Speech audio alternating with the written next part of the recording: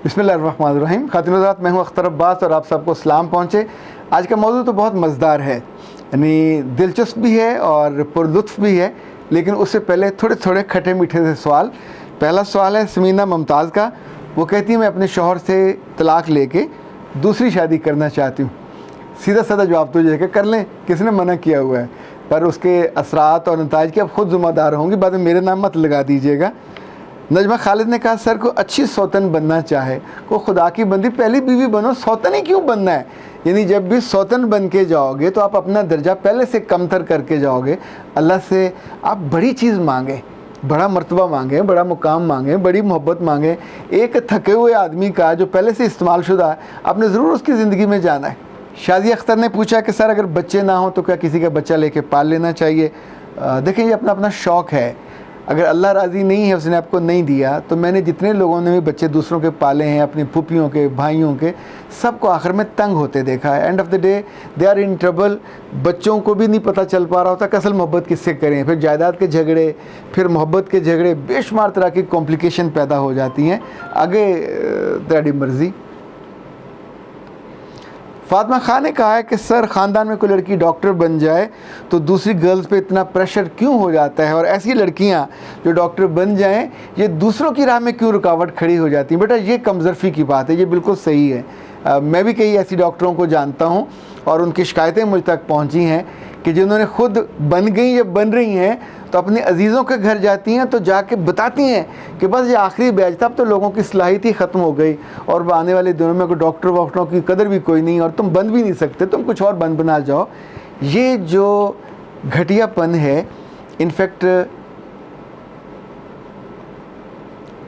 ये जो कमज़रफ़ी है, ये आपके छोटे दिल की अलामत है। असूलन तो आप अगर एक बड़े मुकाम पे जा रहे हो तो आपको ख्वाहिश करनी चाहिए कि आपके ख़ानदान के बाकी लोगों को भी वहाँ जाना चाहिए। बड़ा दरख्त भी वो होता है कि जिसके पास आप जाओ तो अच्छा साया मिले, अच्छा फल मिले।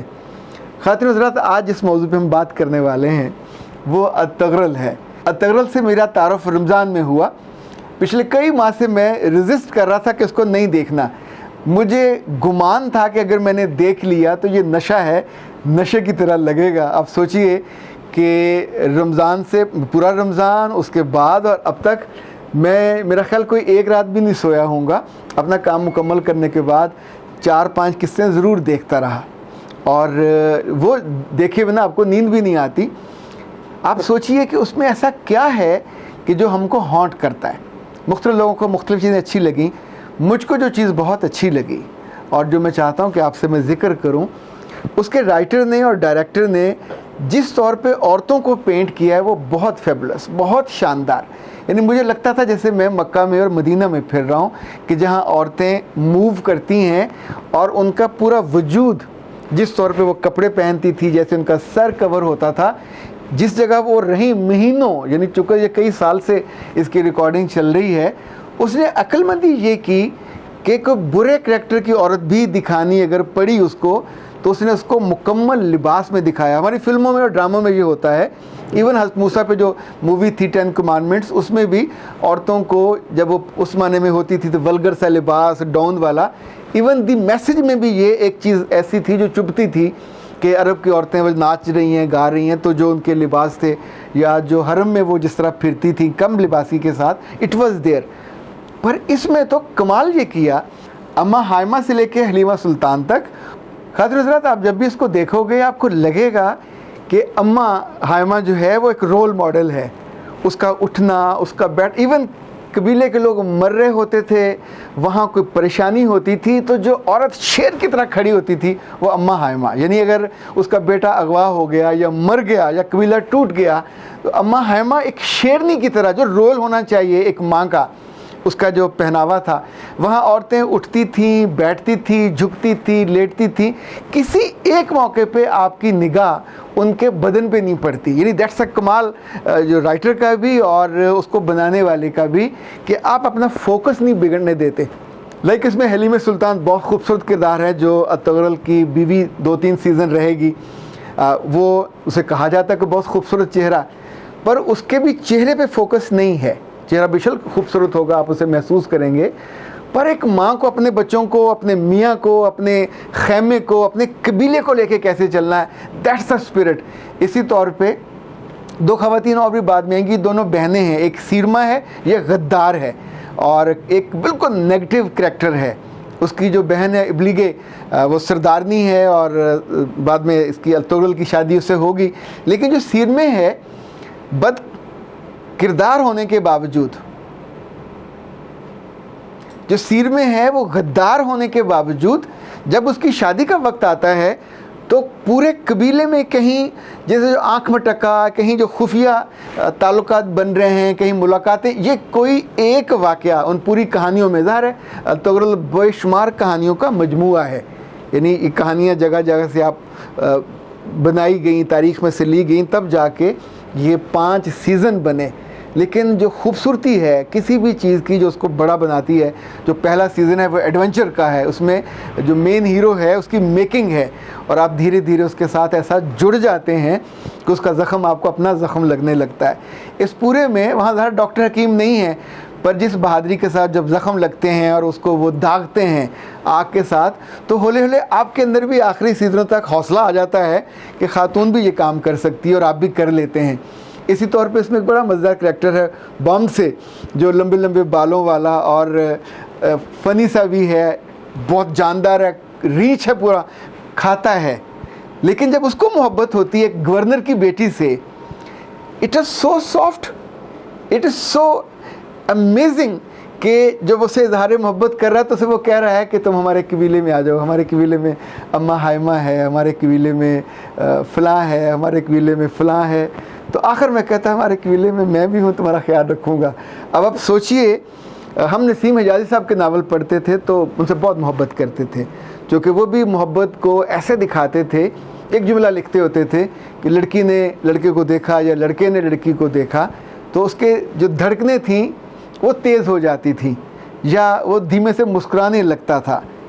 मेरा जो मानना है, लिखने वाला और सोचने वाला, इनफैक्ट हमें ज़रूरत इस अमर की है कि हम दूसरों को देख देख के, लाइक हमने इंडिया को देखा तो हमने अपने कपड़े उतार दिए, हमने उनको देखा तो हर वो काम किया जो हमारे नहीं करने का था। इस वाले अल्तुगरल के सीज़न्स देखने के बाद यकीन माने, जब वो जाते हुए दुआएं देते हैं, जब वो बिस्मिल्लाहिर्रहमानिर्रहीम पढ़ते खाना आगाज़ करते हैं, जब वो अपने कबीले के जरगे का आगाज़ करते हैं, मैं अल्लाह के 99 नामों का वास्ता उससे आगाज़ करता हूँ, जब उनके इब्ने अरबी आते हैं तो एकदम से दिल में ठंडक उतरती है। आखिरी सीज़न में उनके एक और इमाम साहब आते हैं जो अल्लाह के जो मुख्तलिफ़ नाम हैं इनसे साथ साथ रूशनास कराते हैं। वहाँ ये भी पता चलता है कि बच्चों को या पूरी नस्ल को आपने ट्रेंड कैसे करना है, पूरे कल्चर को, पूरी तहज़ीब को, पूरे अपनी वैल्यूज़ के सिस्टम को और सेटअप को कैसे देना है। ख़ातिन हज़रात, फिल्में आपने बहुत देखी होंगी, ड्रामे भी बहुत देखे होंगे, पर ये जो जज्बा अंदर पैदा होता है, वो जो कुव्वत अंदर पैदा होती है कि आप एक बहादुर की तरह जीना चाहते हो, किसी बुज़दिल की तरह नहीं। आपके बच्चे, आपकी बीवी, यानी हम तो ज़िंदगी हमने ऐसे देखी है कि ज़रा सी बात पे सब रोने लग जाते हैं, हम मायूस जल्दी हो जाते हैं। उनका रब उनके साथ खड़ा है। जब भी वो किसी जंग पे जाते हैं या लड़ने लगते हैं तो अल्लाह का नाम लेकर अल-हय्युल्लाह, पूरा मोहब्बत से जिस तौर पे वो कहते हैं, पूरा जज्बा। इस पूरे ड्रामे में एक करैक्टर मंगोलों का नोयान भी आता है। ये मनफी करैक्टर है और ये वाहिद करैक्टर जिसे औरतों का शौक़ है। उसने एक आध औरत अगवा की, एक उसको ख़ुद मिल गई, लेकिन वहाँ भी करैक्टर वो जो औरत का है और उस मर्द का है, डायरेक्टर ने इतनी एहतियात से उसको पिक्चराइज़ किया है कि आपकी पूरी फैमिली बैठ के साथ देखती है। कहीं भी आपके अंदर नेगेटिविटी या नेगेटिव थॉट्स नहीं आते।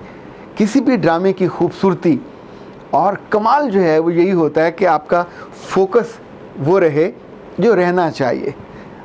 उनके एक नारा जो मुझे बहुत अच्छा लगा, वो बार बार कहते हैं कि जिद्दोजहद और जंग हमारी और जो फतह है वो अल्लाह की।